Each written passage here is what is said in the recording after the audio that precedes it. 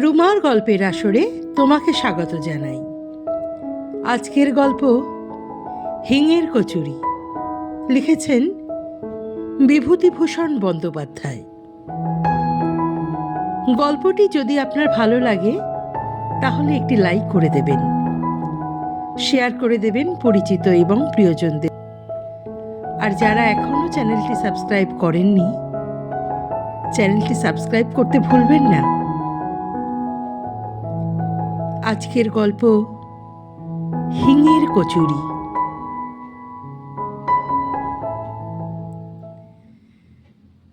আমাদের বাসা ছিল হরিবাবুর ঘরে।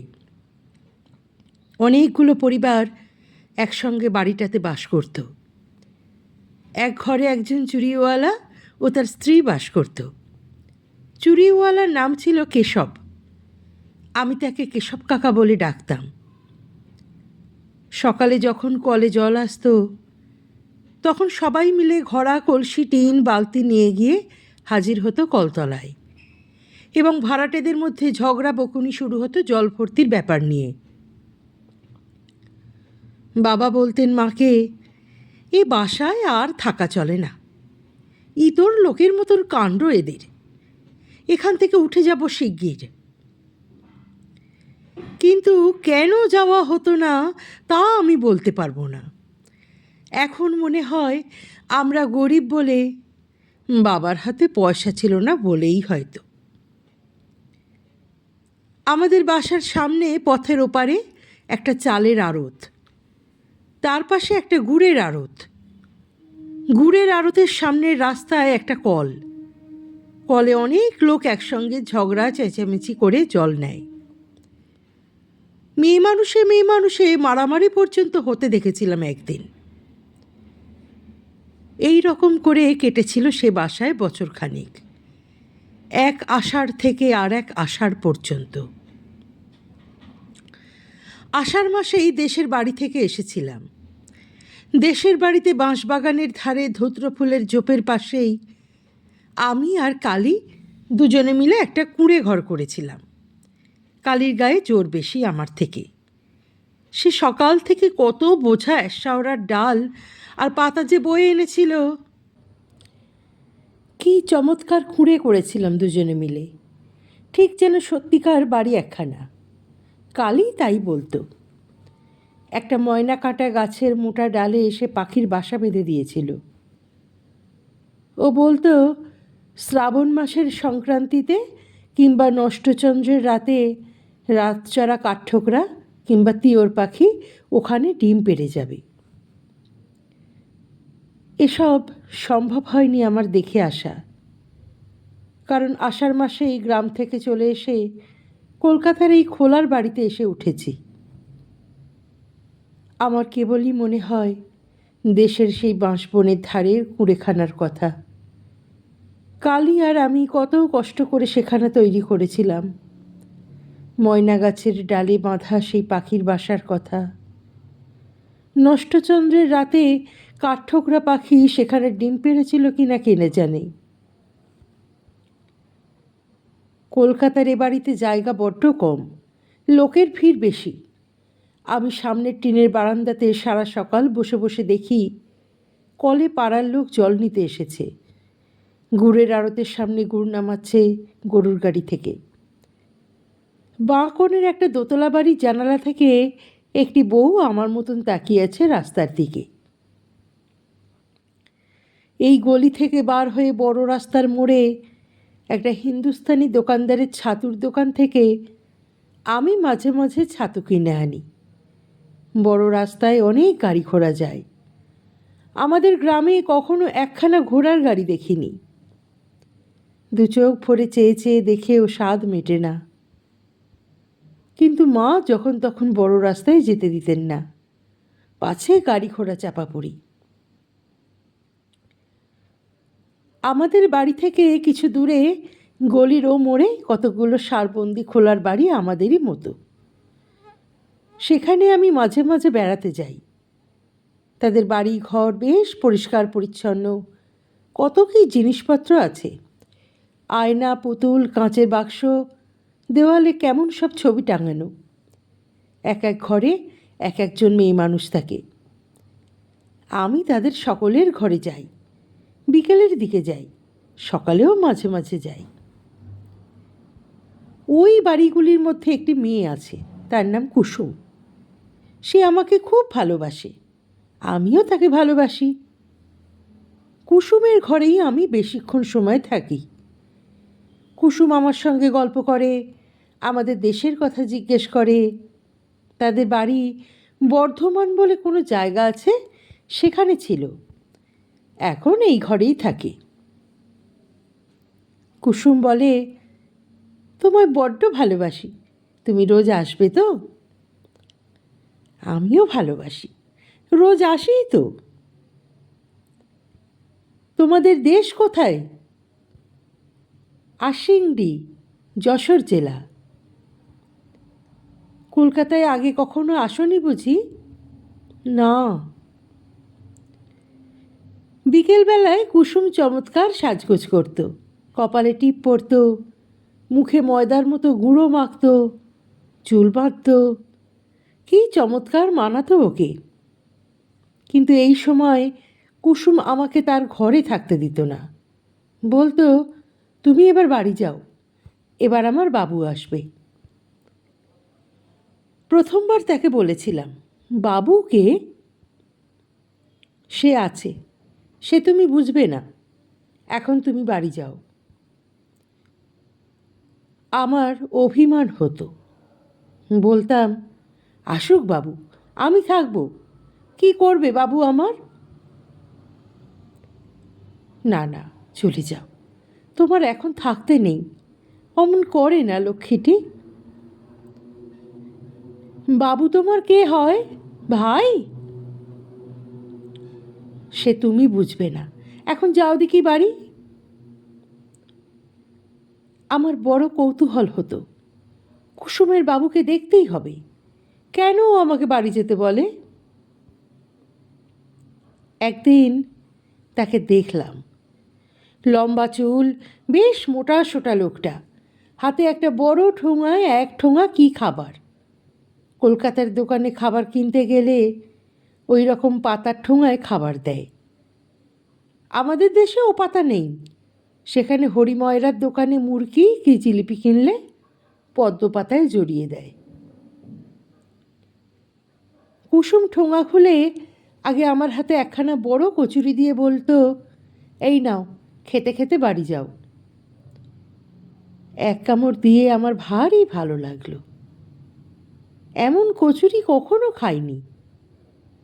আমাদের গ্রামের হরিময়রা যে কচুরি করে, সে তেলে ভাজা কচুরি, এমন চমৎকার খেতে নয়। উচ্ছ্বসিত সুরে বললাম, বাহ, কিসের গন্ধ আবার? কুসুম বললে, হিঙের কচুরি, হিঙের গন্ধ, ওকে বলে হিঙের কচুরি। এইবার বাড়ি যাও। কুসুমের বাবু বললে, কে? কলের সামনের বাড়ির ভাড়াটেদের ছেলে, বামুন। কুসুমের বাবু আমার দিকে ফিরে বললেন, যাও খোকা, এইবার বাড়ি যাও। একবার ভাবলাম বলি, আমি থাকি না কেন, থাকলে দোষ কি? কিন্তু কুসুমের বাবুর দিকে চেয়ে সে কথা বলতে আমার সাহসে কুলোলো না। লোকটা যেন রাগী মতো, হয়তো একঘা মেরেও বসতে পারে। কিন্তু সেই থেকে হিঙের কচুরির লোভে আমি রোজ বাঁধা নিয়মে কুসুমের বাবু আসা পর্যন্ত অপেক্ষা করি। আর রোজই কি সকলের আগে কুসুম আমার হাতে দুখানা কচুরি তুলে দিয়ে বলবে, যাও খোকা, এইবার খেতে খেতে বাড়ি চলে যাও। কুসুমের বাবু বলতো, আহা, এই ভুলে গেলাম, ওর জন্য খাস্তা গজা দুখানা আনবো ভেবেছিলাম কাল। দাঁড়াও, কাল ঠিক আনবো। আমার ভয় কেটে গেল। বললাম, এনো ঠিক কাল। কুসুমের বাবু হি হি করে হেসে বললে, আনবো আনবো। কুসুম বললে, এখন বাড়ি যাও খোকা, আমি এখন যাব না, থাকি না কেন? কুসুমের বাবু আমার এই কথার উত্তরে কি একটা কথা বললে, আমি তার মানে ভালো বুঝতে পারলাম না। কুসুম ওর দিকে চেয়ে রাগের সুরে বলল, যাও। ও কি কথা ছেলে মানুষের সঙ্গে? বাড়ি গিয়ে মাকে বললাম, মা, তুমি হিঙের কচুরি খাওনি? কেন? আমি খেয়েছি, এত বড় বড়, হিঙের গন্ধ কেমন! কোথায় পেলি? কুসুমের বাবু এনেছিল, আমায় দিয়েছিল। পাজি ছেলে, ওখানে যেতে বারণ করেছি না? ওখানে যাবে না। কেন? কেন কথার উত্তর নেই। ওখানে যেতে নেই, ওরা ভালো লোক না। না মা, কুসুম বেশ লোক, আমাকে বড্ড ভালোবাসে, হিঙের কচুরি রোজ দেয়। আবার বলে হিঙের কচুরি, বাড়িতে পাও না কিছু? খবরদার ওখানে যাবে না বলে দিচ্ছি। কুসুমের বাড়ি এরপরে আর দিন দুই আদৌ গেলাম না, কিন্তু আর থাকতে পারিনি না গিয়ে। আবার মাকে লুকিয়ে গেলাম একদিন। কুসুম বললে, তুমি আসোনি যে? মা বারণ করে। তবে তুমি এসো না, মা আবার বকবে। আসেনি তো দুদিন, এলে যে আবার? তোমায় ভালোবাসি তাই এলাম। ওরে আমার সোনা, তুমি না এলে আমারও ভালো লাগে না। তুমি না এলে তোমার জন্য মন কেমন করে। আমারও। কি করব, তেমন তো কপাল করিনি। তোমার মা তোমায় পাছে বকেন, তাই ভাবছি। মাকে বলবো না, আমার মন কেমন করে না এলে।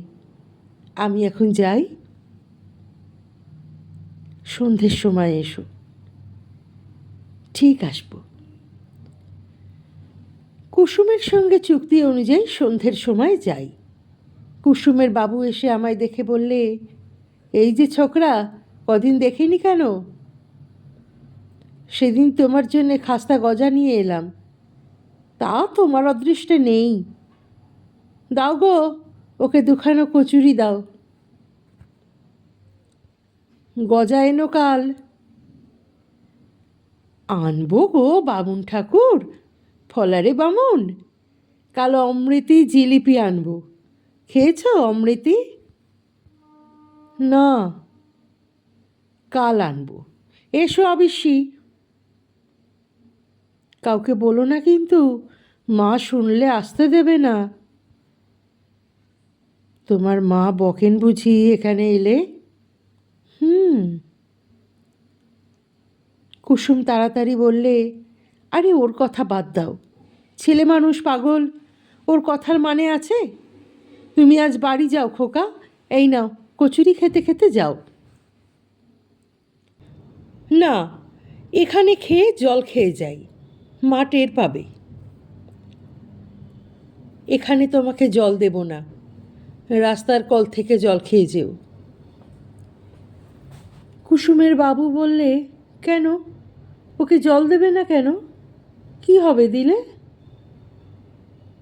কুসুম ঝাঁঝের সুরে বললে, তুমি থামো, বামুনের ছেলেকে হাতে করে জল দিতে পারবো নি, এই জন্মের এই শাস্তি। খাবার দিই হাতে করে, তাই যথেষ্ট। আমার মনে মনে বড় অভিমান হলো কুসুমের ওপর। কেন? আমি এতই কি খারাপ যে আমায় হাতে করে জল দেওয়া যায় না? চলে আসবার সময় কুসুম বারবার বললে, কাল সকালে কিন্তু ঠিক এসো, কেমন? আমি কথা বললাম না। পরদিন সকালে গিয়ে দেখি কুসুম বসে বসে সজনের ডাঁটা কুটছে। আমায় বললে, এসো খোকা, তোমার সঙ্গে আরি। ওমা, সে কি কথা! কি করলাম আমি? তুমি যে বললে জল দেওয়া যায় না আমাকে, জল খেতে দিলে না কাল। এই, বসো খোকা বসো, সে তুমি বুঝবে না। তুমি বামুন, তোমাকে জল আমরা দিতে পারি নে, বুঝলে? কুলের আচার করছি, খাবে? এখনো হয়নি, সবে কুল গুড় দিয়ে মেখেছি। এইভাবে কুসুমের সঙ্গে আবার ভাব হয়ে গেল। কুলের আচার হাতে পড়তেই আমি রাগ অভিমান সব ভুলে গেলাম। দুজনে অনেকক্ষণ বসে গল্প করি। তারপর আমি উঠে মাখনের ঘরে যাই। মাখন কুসুমের পাশের ঘরে থাকে। ওর ঘরটি যে কত রকমের পুতুল দিয়ে সাজানো, একটা কাঠের তাকে মাটির আতা, আম, লিচু, কত রকমের আশ্চর্য আশ্চর্য জিনিস। অবিকল আতা, অবিকল আম। মাখন বললে, এসো খোকা, ওসব মাটির জিনিসে হাত দিও না, বসো এখানে, ভেঙে যাবে যে। আচ্ছা, তুমি তামাক খাও কেন? মাখন হাসি মুখে বললে, শোনো কথা, তামাক খায় না লোক। এই মেয়ে মানুষে খায় বুঝি? কই, আমার মা তো খায় না, বাবা খায়। শোনো কথা, যে খায় সেই খায়। কুসুমের বাবু আমায় খাস্তা গজা দেবে। বটে, বেশ বেশ। তোমার বাবু কোথায়? মাখন মুখে আঁচল চাপা দিয়ে হেসে গড়িয়ে পড়ল। শোনো কথা ছেলের, কি যে বলে। ও কুসমি, শুনে যা, কি বলে তোর ছেলে। মাখনের বয়স কুসুমের চেয়ে ঢের বেশি বলে আমার মনে হতো। কুসুম সবচেয়ে দেখতে সুন্দর। মাখনকে দিদি বলে ডাকত কুসুম। কুসুম এসে হাত ধরে আমাকে ওর ঘরে নিয়ে গেল। কুসুম আমায় বারণ করেছিল আর কারো ঘরে যেতে। আমি প্রকৃতপক্ষে যেতাম খাবার লোভে, কিন্তু অন্য মেয়েদের ঘরের বাবু কখন আসতো কি জানি। সুতরাং সে বিষয়ে আমায় হতাশ হতে হয়েছিল। কুসুম আমায় ঘরে নিয়ে গিয়ে বললে, অত শত কথায় তোমার দরকার কি শুনি? তুমি ছেলে মানুষ, কোনো ঘরে যেতে পারবে না, বসো এখানে। আমি প্রভার কাছে যাব। কেন? সেখানে কেন? যা তা বলবে সেখানে গিয়ে আবার, বোকা ছেলে। খাওয়ার লোভ না? এই তো দিলুম কুলচুর। আমি আশ্চর্য হওয়ার সুরে বললাম, আমি চেয়ে খাইনি, প্রভাকে জিজ্ঞেস করো। বেশ, দরকার নেই প্রভার কাছে গিয়ে বসার। একটিবার যাব, যাব, যাব আর আসব। সত্যি বলছি, প্রভার ঘরে যাওয়ার কারণ ততটা লোভ নয় যতটা একটা টিয়া পাখি। টিয়া পাখিটা বলে, রাম রাম, কে এলে? এ দূর বেটা, কাকিমা কাকিমা। আমি ঢুকে দাঁড়ালেই বলে, কে এলে? আমার নাম বাসুদেব। কে এলে? কে এলে? আমি হেসে উঠতাম। ভারী মজা লাগে ওর বুলি শুনতে। অবিকল মানুষের গলার মতন কথা বলে। কে এলে? কে এলে? প্রভা বাইরে ঘর থেকে বললে, কে ঘরের মধ্যে? ও রান্নাঘরে রাঁধছিল। খুন্তি হাতে ছুটে এসেছে। খুন্তিতে ডাল লেগে রয়েছে। আমি হেসে বললাম, এ মারবে নাকি? ও পাগলা ঠাকুর, তাই বলো। আমি বলি, কে এলো দুপুরবেলা ঘরে? তোমার ঘরে কুলচুর নেই? কুসুম আমায় কুলচুর দিয়েছে, খুব ভালো কুলচুর। কুসুমের বড়লোক বাবু আছে, আমার তো তা নেই। কোথা থেকে কুলচুর অমৃতি এসব করব? কুসুমের বাবু আমাকে গজা দেবে। কেন দেবে না? মোড়ের অত বড় দোকানখানা কুসুমের পায়ে সঁপে দিয়ে বসেছে। ওখানকার কথা ছেড়েই দাও। বলে, মানিনি, তোর মনের বালাই নিয়েই মরি। ভয় ভয় বললাম, প্রভা, রাগ করো না আমার ওপর।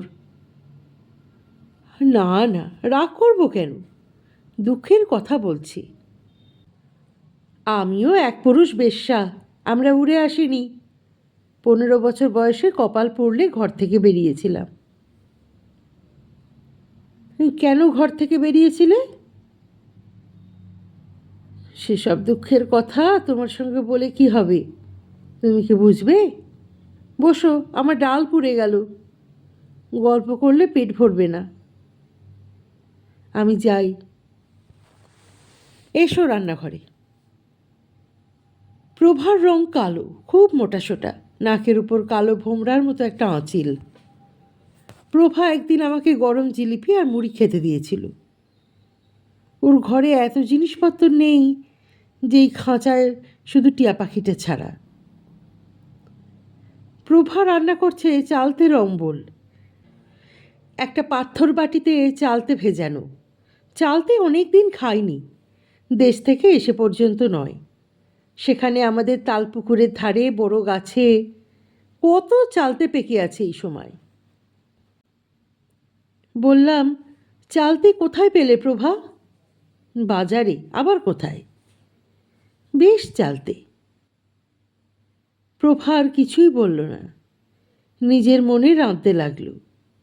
আমি বললাম, তোমার বাবা মা কোথায়? বাপ মুখে সেসব কথা আর কি বলি। এ বাড়ি যাবে না? কোন বাড়ি? তোমাদের দেশের বাড়ি। জমের বাড়ি যাব একবারে। তোমাদের দেশের বাড়িতে কুল গাছ আছে? আমাদের গায়ে কত কুলের গাছ। প্রভা এই কথার কোনো উত্তর দিলে না, আবার নিজের মনে রাঁধতে লাগলো। খানিক পরে এসে এক ঘটি উনুনের মধ্যে বসিয়ে চা তৈরি করে গ্লাসে আঁচল জড়িয়ে চুমুক দিয়ে চা খেতে লাগলো। আমায় একবারও বললে না যে আমি চা খাবো কি না। অবশ্যই আমি চা খাই নে, চায়ের সর খাই। মা আমায় চা খেতে দেয় না। চায়ের মধ্যে যে দুধের সর ভাসে, তাই মা আমাকে তুলে দেয়। প্রভা গল্প করতে লাগলো। ওদের দেশের বাড়িতে কত গরু ছিল, কতখানি দুধ ওরা খেত। ওদের বাড়ির ধারে ওদের নিজেদের পুকুরে কত মাছ ছিল।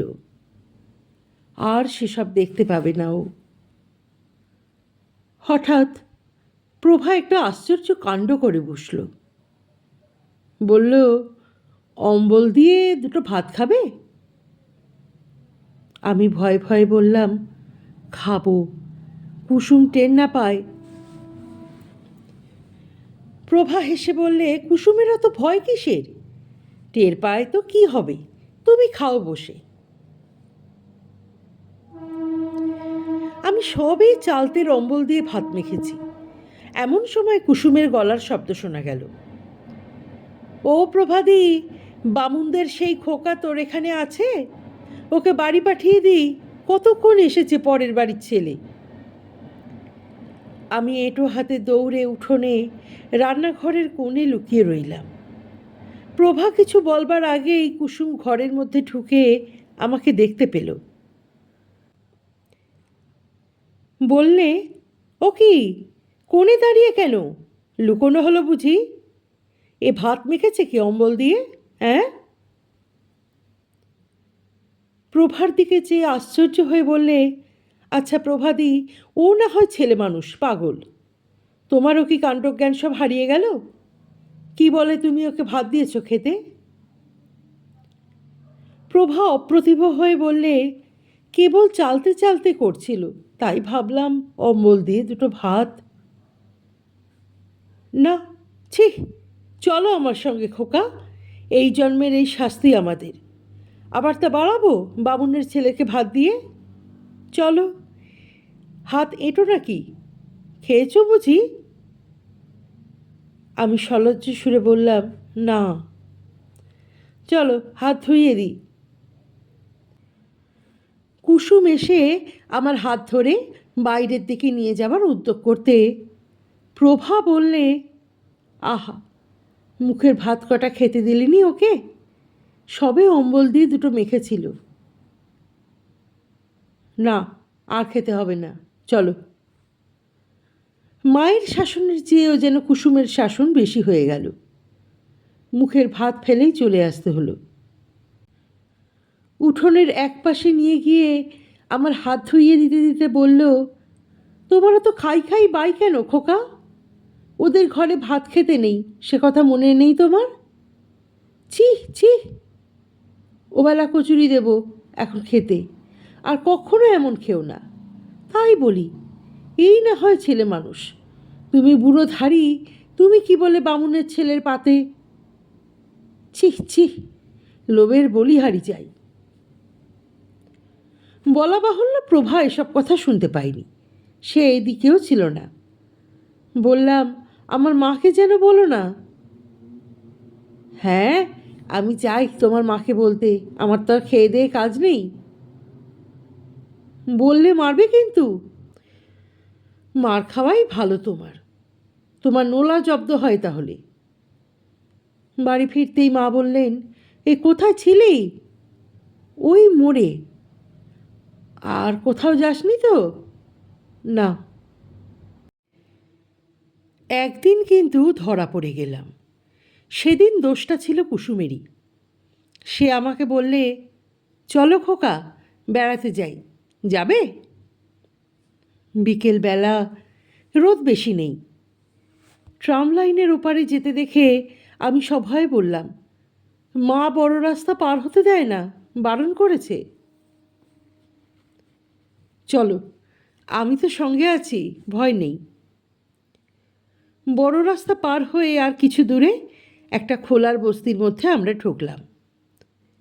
একটা সরু গলির দুধারে ঘরগুলো। যে বাড়িতে আমরা ঢুকলাম সেখানেও সবাই মেয়ে মানুষ, পুরুষ কেউ নেই। একজন মেয়ে বললে, আইলো কুসমি, কতকাল পরে। বাব্বা, আমাদেরও কি আর নাগর নেই? তা বলি কি অমন ভুলে থাকতে হয় ভাই? আমার দিকে চেয়ে একজন বললে, এ খোকা আবার কি, বেশ সুন্দর দেখতে তো। বামুনদের ছেলে, আমাদের গলিতে থাকে, আমার বড্ড ন্যাওটা। বাহ, বসো খোকা বসো। এ ছেলের শুধুই খাই খাই ভাই, খেতে দাও, খুব খুশি। তাই তো, কি খেতে দিই? এই ঘরে কুলের আচার আছে, দেব? আমি অমনি কিছুমাত্র না ভেবেই বলে উঠলাম, কুলের আচার আমি বড্ড ভালোবাসি। কুসুম মুখ ঝামটা দিয়ে বললে, তুমি কি না ভালোবাসো, খাবার জিনিস হলেই হলো। না ভাই, ওর সর্দি কাশি হয়েছে, ও সব খাবে না। আমার মনে ভয়ানক দুঃখ হলো, কুসুম খেতে দিল না কুলচুর। কখন হলো আমার সর্দি কাশি? কুলচুর খেতে আমি কত ভালোবাসি। খানিকটা সে বাড়িতে বসবার পরে আবার অন্য একটা ঘরে গেলাম। তারাও আমাকে দেখে নানান কথা জিজ্ঞেস করতে লাগলো। বাড়ির তৈরি সুজি খেতে দিলে একখানা রেখাবি করে। তাও কুসুম আমায় খেতে দিলে না, আমার নাকি পেটের অসুখ। সন্ধ্যের খানিকটা আগে আমাকে নিয়ে কুসুম বড় রাস্তার ট্রাম লাইন পার হয়ে ওপারে এলো। একখানা ট্রাম আসছিল।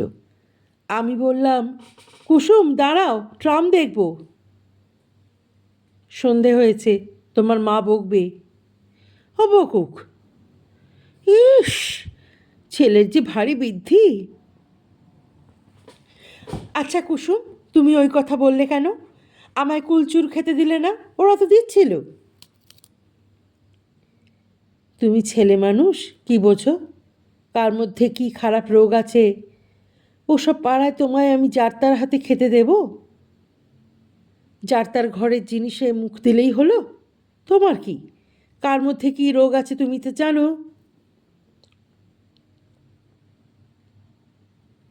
আচ্ছা কুসুম, নাগর মানে কি? কিছু না। কোথায় পেলে এ কথা? ওই যে ওরা তোমায় বলছিল।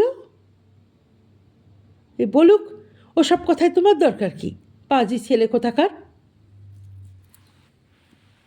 কুসুম আমায় বাড়ির পথে এগিয়ে দেবার আগে বললে, চলো, কচুরি এতক্ষণ এনেছেও, তোমায় দিই। দাও, আমার খুব খিদে পেয়েছে। তো কোন সময় তোমার পেটে খিদে থাকে না বলতে পারো? তোমার মাকে যদি সামনাসামনি পাই তো জিজ্ঞেস করি, ছেলেরা তো নোলা কেন? এই নোলা আছে তো বেশ হয়েছে। কচুরি দেবে তো? চলো। গজা এনেছ? তা আমি জানি নে। গজা কাল দেবে? গলির রাস্তাটা কি নোংরা, বাবারে বাবা। গজা দেবে তো? হ্যাঁ গো হ্যাঁ, এখন কচুরি নিয়ে তো রেহাই দাও আমায়। সে রাত্রে কুসুম আমায় আমাদের কলটার কাছে এগিয়ে দিয়ে চলে গেল। মার কাছে সত্যি কথা বললাম। কুসুমের বাড়ি গিয়েছিলাম, কুসুম কচুরি খেতে দিয়েছে। মা খুব বকলেন, কাল থেকে আমায় বেঁধে রাখবেন বললেন। বাবাকেও রাত্রে বলে দিলেন বটে, তবে বাবা সে কথায় খুব বেশি যে কান দিলেন এমন মনে হলো না। পরদিন সকালের দিকে আমার জ্বর এলো। 4-5 দিন একেবারে শয্যাগত। একজন বুড়ো ডাক্তার এসে দেখে শুনে ওষুধ দিয়ে গেল। জানালার ধারেই আমাদের তক্তপোষ পাতা। একদিন বিকেলে দেখি রাস্তার ওপরে কুসুম দাঁড়িয়ে আমাদের ঘরের উল্টো দিকের বাড়ির দিকে তাকিয়ে আছে। ওর সঙ্গে মাখন। মাখন এগিয়ে গিয়ে আরও 2খানা বাড়ির পরে একখানা বাড়ির দরজায় দাঁড়িয়ে। আমি ডাকলাম, কুসুম, ও কুসুম। কুসুম পিছন ফিরে আমায় দেখতে পেলে মাখনকে ডেকে সে বললে, দিদি, এই বাড়ি, এই যে। মা কলতলায়। কুসুম ও মাখন এসে জানালার ধারে দাঁড়ালো। কুসুম বললে, তা কি হয়েছে তোমার, যাও না কেন? মাখন বললে, কুসমি ভেবে মরছে, বলে বামুন খোকার কি হলো। আমি তাই বললাম, চলো তো দেখে আসি। বললাম, আমার জ্বর আজ 5 দিন। কুসুম বললে, তোমার মা কোথায়? কুসুম, তুমি চলে যাও, মা দেখতে পেলে আমায় আর তোমাদের ঘরে যেতে দেবে না। আমি সেরে উঠেই যাব, চলে যাও তোমরা। ওরা চলে গেল।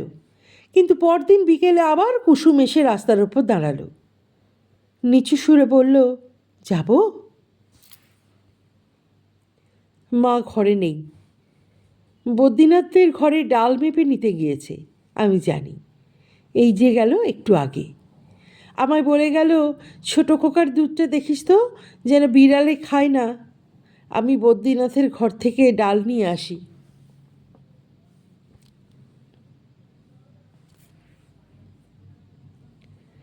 হাত দেখিয়ে বললাম, এসো।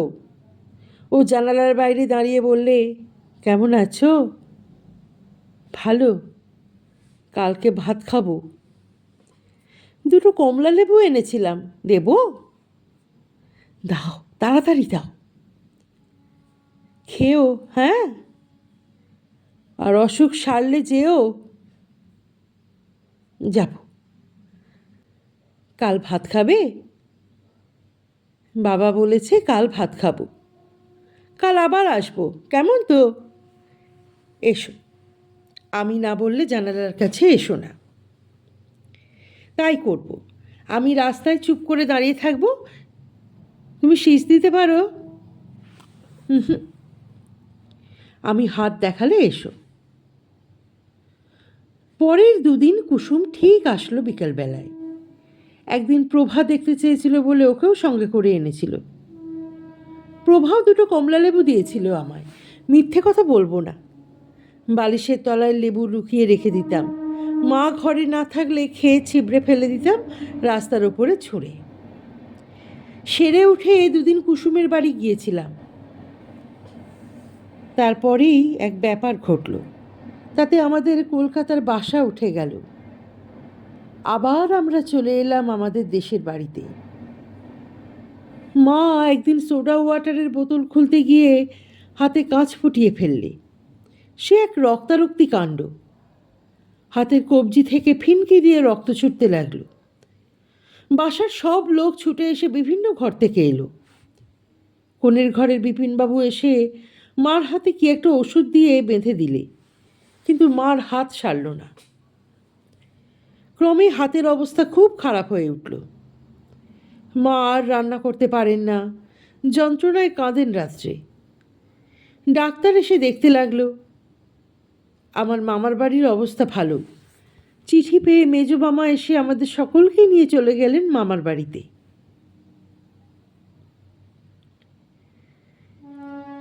আষাঢ় মাসের শেষ, তাল দু একটা পাকতে শুরু করেছে। মামার বাড়ির গ্রামে মস্ত বড় একটা পুকুর আছে মাঠের ধারে, তার পারে অনেক তাল গাছ। আমি বেড়াতে গিয়ে প্রথম দিনেই একটা পাকা তাল কুড়িয়ে পেলাম, মনে আছে।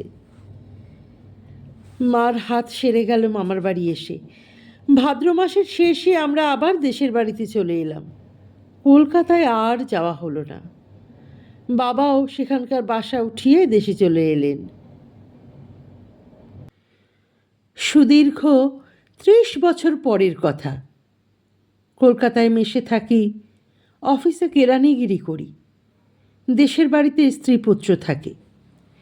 আমার পুরনো কলেজ আমলের বন্ধু শ্রীপতির সঙ্গে বসে ছুটির দিনটা কি গল্প করতে করতে শ্রীপতি বললে, কাল ভাই সন্ধ্যের পর প্রেমচাঁদ বড়াল স্ট্রিট দিয়ে আস্তে আস্তে দুধারে মুখে রং হরিবল।